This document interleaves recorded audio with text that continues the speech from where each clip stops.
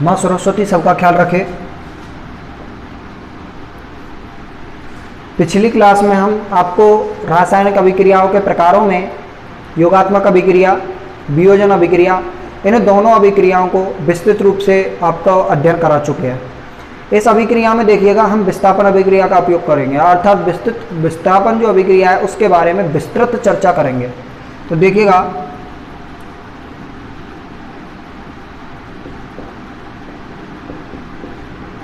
रासायनिक अभिक्रिया के प्रकार, और इस प्रकार में कौन सा प्रकार है? विस्थापन अभिक्रिया। अब देखिएगा जैसा कि नाम से हमें पता लग रहा है विस्थापन अभिक्रिया है, ये तीसरे नंबर की अभिक्रिया है। इससे पहले योगात्मक और वियोजन अभिक्रिया, दो अभिक्रियाओं का मैं विस्तृत रूप से एवं विभिन्न प्रकार के उदाहरण देकर आपको समझा चुका हूँ। विस्थापन का मतलब है विस्थापित होना, अभिक्रिया का मतलब अभिक्रिया, यानी ऐसी अभिक्रियाएं जिनमें उत्पाद जो है अभिकारक हैं वो आपस में विस्थापित हो जाते हैं।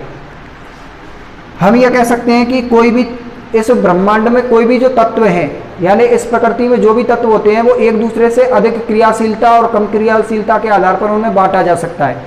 हम भी जानते हैं यदि दो व्यक्ति हैं तो उनमें से एक व्यक्ति ज़्यादा सक्रिय होगा और एक व्यक्ति कम सक्रिय होगा। इसी तरह से पदार्थ भी होते हैं, पदार्थ भी एक ज़्यादा सक्रिय हो और एक कम सक्रिय हो।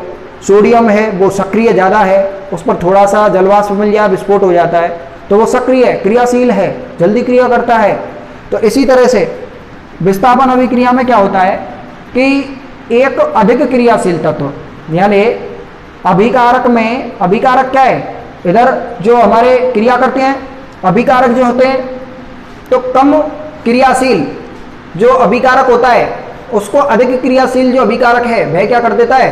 उत्पाद बनाते समय विस्थापित कर देता है। जैसे कि देखिएगा AB प्लस C उत्पाद बनाएगा तो A जो है, A है ये C के साथ हो जाएगा, AC प्लस B, यानी विस्थापित हो जाता है। किस तरह से? A जो है वो B के साथ जुड़ रहा था, लेकिन इस A ने कहा भाई तू ऐसा है, जो B है उसको पर्सनल कर दिया है B से, यानी A जो है वो अधिक क्रियाशील है और अधिक क्रियाशील होने के कारण C से जुड़ गया, और जुड़ने के कारण क्या है? B जो है, B जो तत्व है वो पर्सनल, B जो पदार्थ है या फिर तत्व है वो पर्सनल हो जाता है, समझे? तो ये विस्थापन अभिक्रिया हुई। इसमें विस्थापित कौन हुआ? B। इसमें विस्थापन क्या हुआ? B। अब देखिएगा अन्य उदाहरण, हमारी जो नोटबुक है उसमें उदाहरण दिए हुए हैं, उन उदाहरणों को मैं आपको लिख रहा हूं। देखिएगा पहला उदाहरण है Fe plus CuSO4 AQ, FeSO4 AQ plus Cu solid अवस्था में है। ये देखिएगा आयरन सल्फेट, हमसे अभी जानते हैं कि सल्फेट पर -2 होती है संयोजकता, और ये हो गया कॉपर सल्फेट, कॉपर सल्फेट, ये हो गया अपना आयरन, आयरन या फेरिक कह सकते हैं हम इसको। और देखिएगा आप आयरन है, कॉपर सल्फेट है, आयरन सल्फेट, अर्थात Fe जो तत्व है यह अधिक क्रियाशील है, कॉपर जो है वह कम क्रियाशील है, और Fe जो अधिक क्रियाशील है तो इसने क्या किया है कि जो Cu है उसको क्या कर दिया? उत्पाद बनाते समय, ये उत्पाद है, उत्पाद बनाते समय Fe जो है उसने इस Cu को क्या किया? विस्थापित कर दिया, और Cu को पर्सनल एक अलग उत्पाद बनाते समय अलग से पर्सनल कर दिया, अलग से निकाल दिया। इसने कहा है भाई जो मेरा दोस्त है, यानी जो Fe है उसने कहा है कि हमारा दोस्त है सल्फेट, हाँ, और उस कॉपर सल्फेट से इस सल्फेट को छीन लिया है, अर्थात आयरन सल्फेट बना लिया है, और Cu पर्सनल हो गया है। तो इसमें कौन सी अभिक्रिया हुई? विस्थापन अभिक्रिया। तो इस तरह से हमें अगर आ जाता है विस्थापन अभिक्रिया क्या होता है, तो हम क्या लिखेंगे? परिभाषा में क्या लिखेंगे? जब एक अधिक क्रियाशील तत्व किसी अन्य कम क्रियाशील तत्व को उत्पाद बनाते समय विस्थापित कर दे तो ऐसी अभिक्रियाएं विस्थापन अभिक्रियाएं कहलाती हैं। और विस्थापन अभिक्रियाओं का मैंने आपको उदाहरण बता दिया है। दूसरा उदाहरण देखिएगा, इसी तरह से दूसरा है Zn प्लस CuSO4 AQ, ये सॉलिड अवस्था में है ठोस Zn जो है। अब देखिएगा आगे, अब क्या होगा, फिर से विस्थापित हो जाएगा, ZnSO4 हो जाएगा, ये ZnSO4 AQ तनु अवस्था में है प्लस Cu। बिल्कुल ऐसी की ऐसी ही अभिक्रिया है। ये हो गया कॉपर सल्फेट, ये कॉपर सल्फेट हो गया। ये क्या हो गया, जिंक सल्फेट। मैंने आपको कह रखा है कि SO4 इसको सल्फेट कहा जाता है, इसकी संयोजकता -2 होती है। और कॉपर है, ये फिर से पर्सनल हो गया और ये सॉलिड अवस्था में होगा। इसी तरह से अपना पहला उदाहरण हो गया, ये पहला एग्जाम्पल किताब का। दूसरा एग्जाम्पल और तीसरा एग्जाम्पल देखिएगा, Pb plus CuCl2 copper chloride, इसको क्या बोलते हैं, कॉपर क्लोराइड, कॉपर क्लोराइड। इसके बाद PbCl2। तो देखिएगा Cu जुड़ रहा था, Cu जो है वो अपने आप में कम क्रियाशील है, और ये क्या हो गया, PbCl2 हो गया लेड क्लोराइड, लेड क्लोराइड हो गया। उसके बाद हमारा जो Cu है वो पर्सनल हो जाएगा और ये सॉलिड अवस्था में होगा। देखिएगा तीनों जो रिएक्शन है उसमें Cu यानी कॉपर है वो कम क्रियाशील है। यह वैसे हाँ हमारी जो क्रियाशीलता की एक क्रम होता है, जो क्रियाशीलता का क्रम है वो हाइड्रोजन की क्रियाशीलता के आधार पर इनकी क्रियाशीलता को मापा जाता है, और अधिक क्रियाशील तत्व कम क्रियाशील तत्व को क्या कर देता है, विस्थापित कर देता है। तो इस तरह से हमारी जो नोटबुक है उसमें विस्थापन अभिक्रिया जो होती है वो कंप्लीट होती है। अर्थात विस्थापन अभिक्रिया के 3 उदाहरण दिए हुए हैं। अब देखिएगा द्विविस्थापन अभिक्रिया, इससे अगली है हमारी द्विविस्थापन। उतार रहे हैं इसको, उतार लीजिए।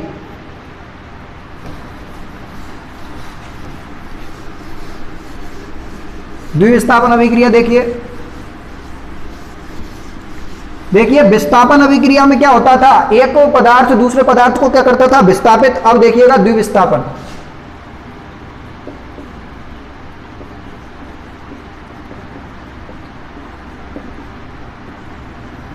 द्विविस्थापन अभिक्रिया।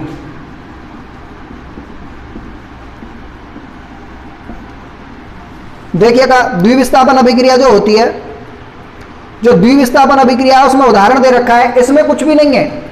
द्विविस्थापन अर्थात एक पदार्थ विस्थापित करता है और जब आपस में विस्थापित हो जाती है तो ऐसी अभिक्रिया होती है द्विविस्थापन अभिक्रिया। जब अभिकारक आपस में क्रिया अभिकारक जब आपस में क्रिया करके उत्पाद का निर्माण करें और साथ में एक दूसरे को विस्थापित कर दें, एक दूसरे को क्या कर दें, विस्थापित कर दें।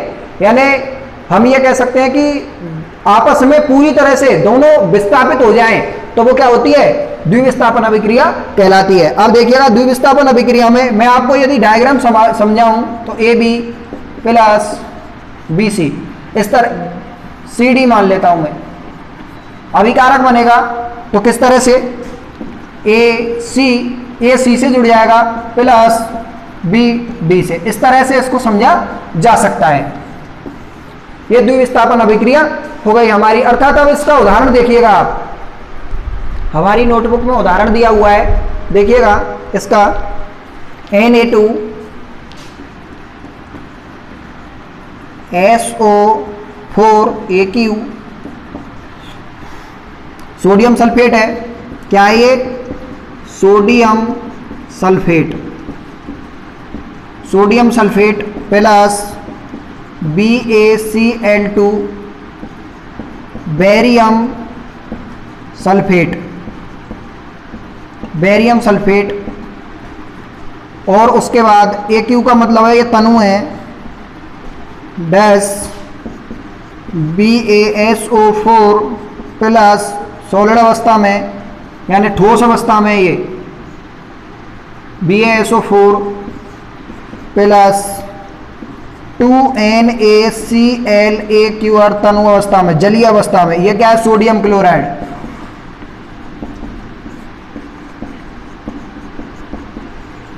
सोडियम क्लोराइड ये क्या हो गया, बेरियम सल्फेट। अब देखिएगा द्विविस्थापन अभिक्रिया बेरियम सल्फेट, इधर क्या था, बेरियम सल्फेट, बेरियम क्लोराइड था। देखिए हमारा सोडियम सल्फेट है, तनु अवस्था में है, और इस Ba यानी बेरियम क्लोराइड जो है, जब इन्होंने अभिक्रिया की तो क्या किसका निर्माण कर रहा है, बेरियम सल्फेट का और सोडियम क्लोराइड का। अर्थात हम ये कह सकते हैं कि इसमें Na है, जो Na है सोडियम है वो सल्फेट के साथ जुड़ा हुआ था, इसमें बेरिलियम है वो क्लोराइड के साथ जुड़ा हुआ था। तो देखिएगा जो बेरियम है, जो बेरियम था वो इसका किससे जुड़ गया, सल्फेट के साथ जुड़ गया। अर्थात आयनों का क्या हो गया, विस्थापन, जो आयन है वो विस्थापित हो गए, आयनों का आदान प्रदान हो गया। अब देखिएगा NaCl, Na ये रहा और Cl, यानी इसने तो इसको पकड़ लिया और सल्फेट जो है वो इसके साथ हो गया। अर्थात इसमें क्या हो गया, तो हम क्या लिख, आयनों का आदान प्रदान, आयनों का आदान प्रदान।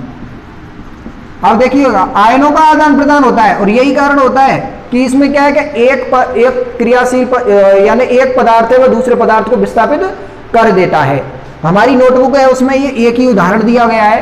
तो हम इस अभिक्रिया के बारे में क्या कह सकते हैं कि ऐसी अभिक्रियाएं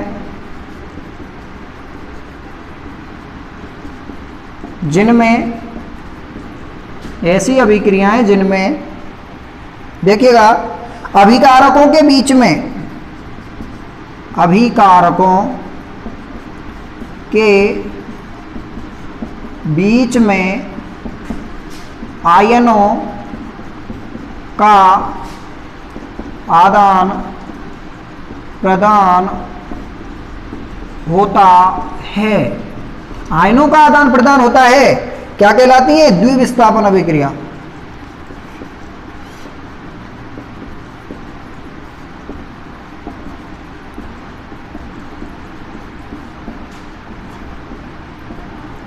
द्विविस्थापन अभिक्रिया कहलाती हैं। तो देखिएगा मैंने आपको दो अभिक्रियाएं बताई हैं, कौन कौन सी मैं एक बार फिर से बता देता हूं आपके लिए।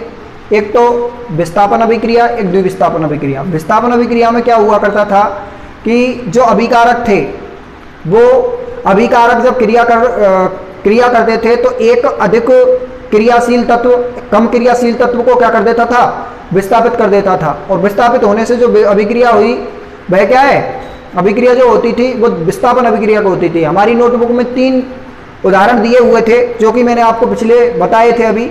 अब द्विविस्थापन अभिक्रिया क्या होती है, इस द्विविस्थापन अभिक्रिया में अभिकारक जो होते हैं इनके मध्य आयन जो होते हैं उन आयनों के मध्य में क्या हो जाता है, आदान प्रदान हो जाता है। और आयनों के आदान प्रदान के कारण क्या है कि एक क्रियाशील तत्व दूसरे क्रियाशील तत्व को क्या कर देता है, यानी एक तत्व दूसरे को विस्थापित कर देता है और दूसरा उसके साथ जुड़ा हुआ तत्व है। जैसे कि सोडियम ने जो सल्फेट है उसको, सोडियम सल्फेट है, यहाँ से सल्फेट विस्थापित हो गया और क्लोरीन जुड़ गया। और Ba क्लोराइड यानी बेरियम क्लोराइड है, इससे क्लोराइड विस्थापित हो गया और सल्फेट जुड़ गया। इस तरह से तो इसमें आयनों के मध्य क्या हो जाता है, आदान प्रदान हो जाता है। यानी एक दूसरा जो वो है दोस्त, यानी इसका जो दोस्त ये था उसका दोस्त किसका हो गया, ये Ba का हो गया। और Ba का जो दोस्त था यानी बेरियम का जो दोस्त था वो सोडियम का हो गया। इस तरह से डबल विस्थापित हो जाते हैं, इसीलिए इसको द्विविस्थापन भी कहा जाता है। इसको अपनी भाषा में क्या कहा जाता है, द्विविस्थापन अभिक्रिया।